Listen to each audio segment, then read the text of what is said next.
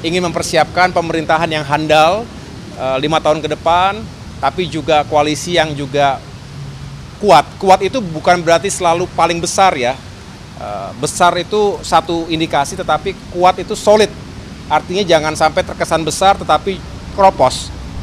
Demokrat ketika ada pernyataan dari Mas AHY, jangan sampai terkesan besar tapi keropos di dalam. Itu artinya sebenarnya ada resistensi dari Demokrat. Kalau gitu, soal keropos itu bukan kaitannya dengan soal apa seperti yang sering disampaikan publik begitu. Wah, jatah Demokrat akan kurang, jatah Golkar akan kurang, atau jatah PAN akan kurang begitu, Gerindra akan kurang. Enggak itu. Maksudnya, maksud Mas AHY dalam pernyataan itu adalah jika nanti teman-teman yang masuk belakangan ini ikut begitu ke dalam kabinet, ya kalau istilah Pak Luhut kemarin, jangan toksik gitulah mungkin, itulah hubungannya itu. Jangan malahan jadi racun gitu, jangan malahan kemudian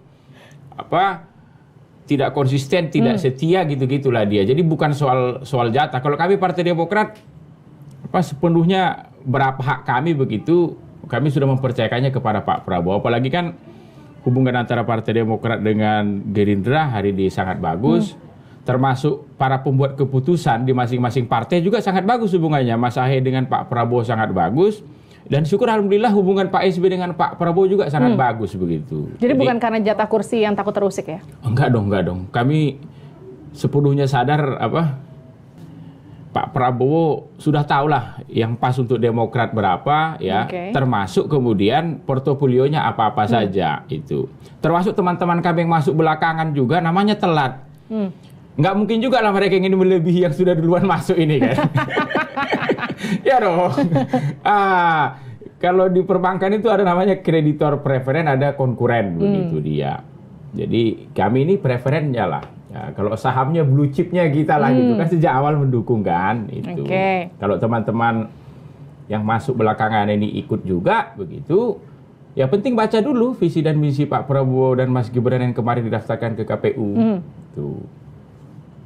Kemudian kalau setuju dengan visi dan misi itu ya mari kita masuk. Tapi teman-teman kemarin itu kan bawa semangat untuk perubahan. Beda banget Pak Prabowo Gibran itu semangatnya keberlanjutan. Itu gimana kalau di dalam nanti ada bentrokan?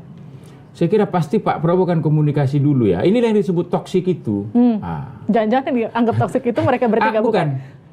Inilah yang disebut toksik. Kalau tiba-tiba sudah masuk ke dalam, ternyata menjadi membawa racun bukan madu kan gitu kan. Mungkin mereka harus membaca dulu visi dan misi yang kemarin didaftarkan ke KPU begitu, soal 10 program prioritas Pak Prabowo itu. Karena kan kuncinya kan itu.